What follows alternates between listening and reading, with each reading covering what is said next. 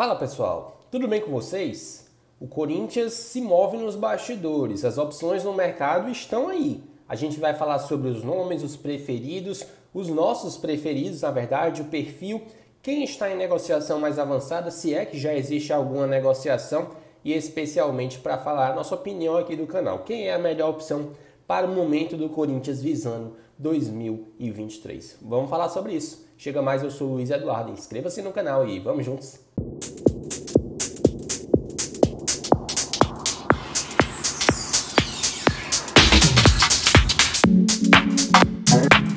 Bom, pessoal, vamos lá, né?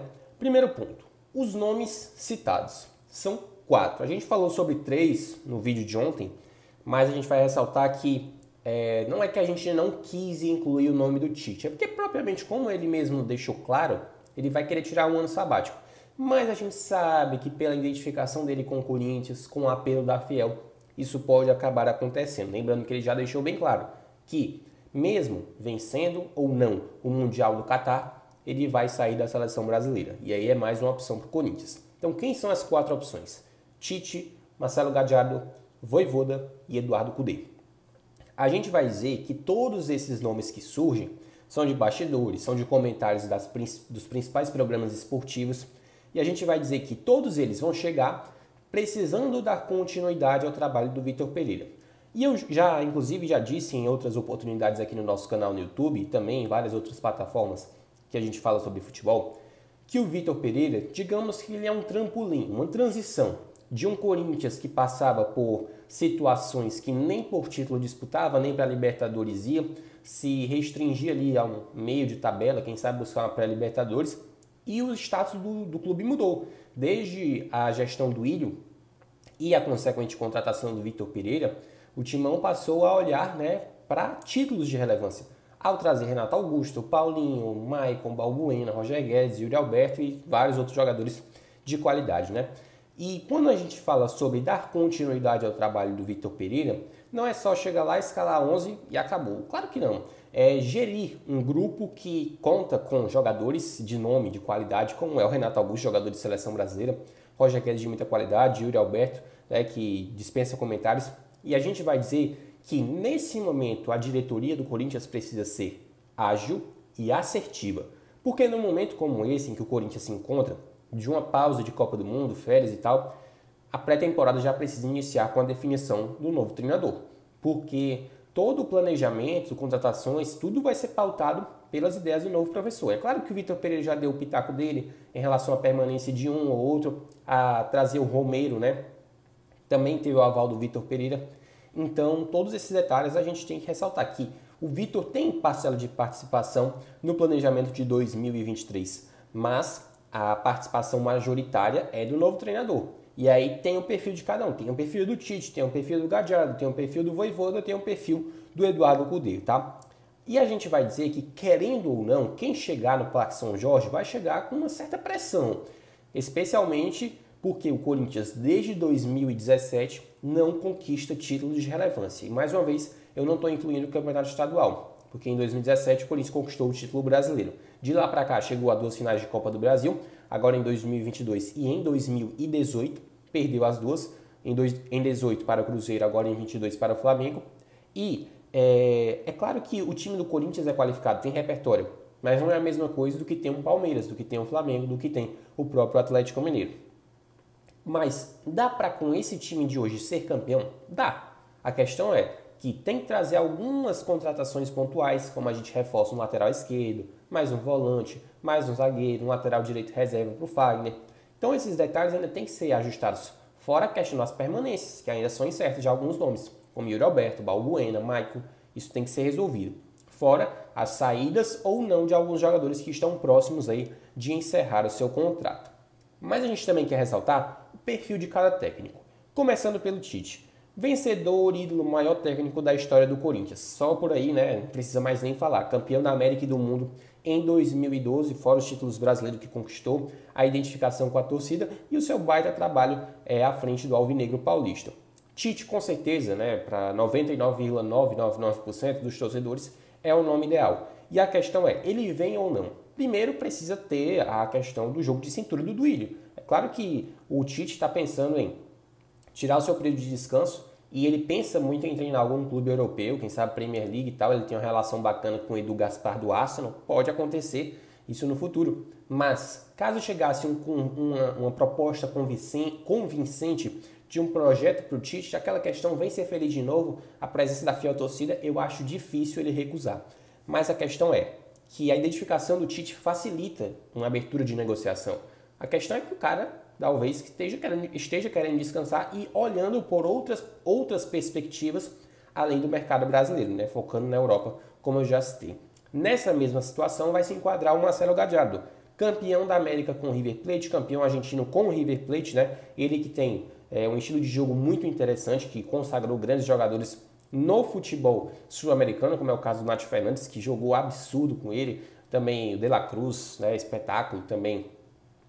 Tem o Borré, né? Tem o Julian Álvares, passou por ele também. Então o Gallardo é esse cara que sabe não só fazer um time de futebol bem estruturado, como também ele sabe revelar jogadores jovens, né? Como foi o caso também do Palacios, né? Que também teve isso também. Se não me engano, também teve Pete Martins também, foi com o Gallardo. Então ele é um cara que também no seu grupo de jogadores mescla muita experiência com juventude, né? Pega o exemplo do Julian Álvares, ele jogava ao lado dele com o Nacho, que querendo ou não é experiente, com o Pinola, que é experiente, com o Casco, com o Armani. Então é um time que o River ele sempre foi um time que jogou de forma propositiva, mas é aquele propositivo que o time também sabe se defender, né? E toda a questão da raça, a determinação argentina já é algo, digamos assim, inerente. Mas o que o Gallardo acrescentou de qualidade, o que ele deu um salto na história do River Plate como um todo, chegando a decisões aí de Libertadores, né, sendo figurinha carimbada pelo menos em semifinal de Libertadores, é algo simplesmente impressionante. Ele transformou o River Plate, é claro que já era um clube gigante, mas ele tornou esse clube ainda mais significativo, a gente pode dizer assim, no cenário sul-americano e, por que não dizer, mundial. Outro nome que surge, Juan Pablo Vojvoda. Campanha espetacular no Fortaleza, só por aí já basta. Mas eu queria citar um detalhe importante em relação ao Vojvoda. Oitavas de final de Libertadores, G4 de Série A do Brasileirão 2021, chegou a uma semifinal de Copa do Brasil em 2021, quartas de final de Copa do Brasil em 2022 e fora o fato mais recente, da lanterna para a Libertadores nesta edição do Campeonato Brasileiro, com um investimento bem menor em relação a Corinthians, bem menor em relação a Flamengo, Palmeiras, Atlético Mineiro.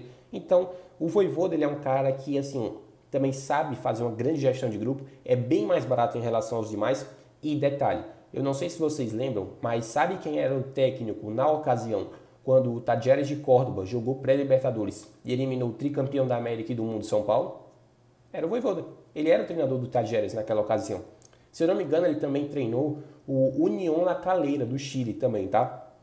E ele levou esse time, se eu não me engano, para a sua primeira edição de Libertadores. Foi no trabalho do Juan Pablo Vojvoda. Então ele tem, digamos, esse grande trabalho em times assim, sem um grande porte. Tadjeres é um time grande no futebol argentino. O Fortaleza está se consolidando no cenário nacional, mas há pouco estava passando por Série C e tal. E ele transformou com certeza o Fortaleza também. E no Unión La Calera, mesma situação. Então o Vojvoda precisa agora de um grande trabalho.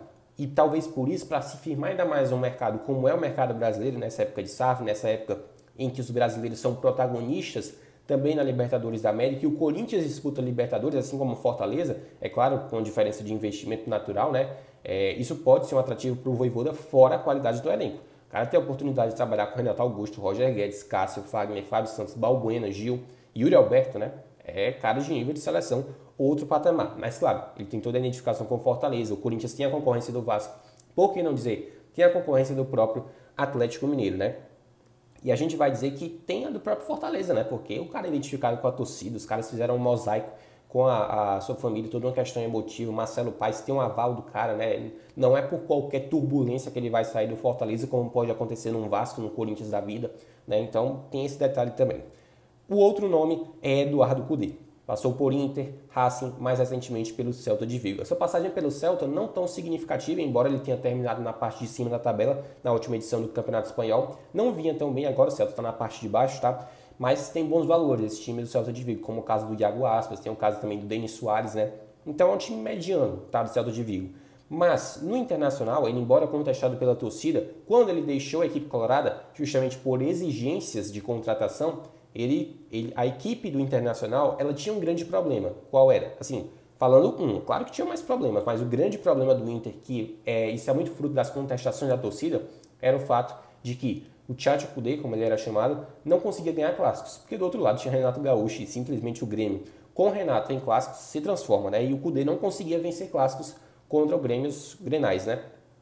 E outro detalhe é que o Kudê estava bem no Campeonato Brasileiro.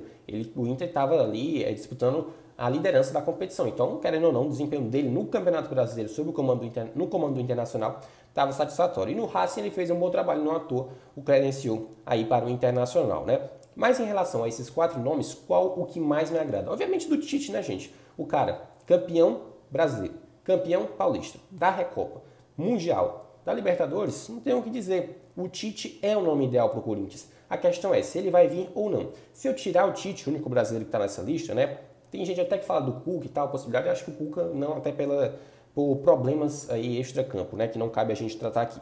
Mas em relação a esses 3 nomes, Gadiardo, Kudê e Vojvoda, qual mais me agrada? Assim, falando de conhecimento do futebol brasileiro, se esse for o critério, Vojvoda. Se for treinador, né? Assim, de capacidade, Gadiardo. Mas se for para escolher mesmo, realmente acho que eu ficaria com o Marcelo Gadiardo, porque ele é um cara que ele transformou o patamar do River Plate, que já era um gigante. E ele pode fazer o mesmo com o Corinthians. Embora ele também pense em Europa e tal. Mas assim, dos 4 nomes, meu preferido é o Tite. Por toda a questão da identificação, conhece líderes do elenco, tem um carisma da torcida e com certeza ele chega, resolve, tem o aval da diretoria. Tudo é com ele, né? O cara que vai chegar, vai ter a chave do vestiário, tudo mais. O Tite é um dos favoritos nesse momento? Não. A imprensa aponta que as negociações podem estar mais avançadas com o Juan Pablo Vojvoda.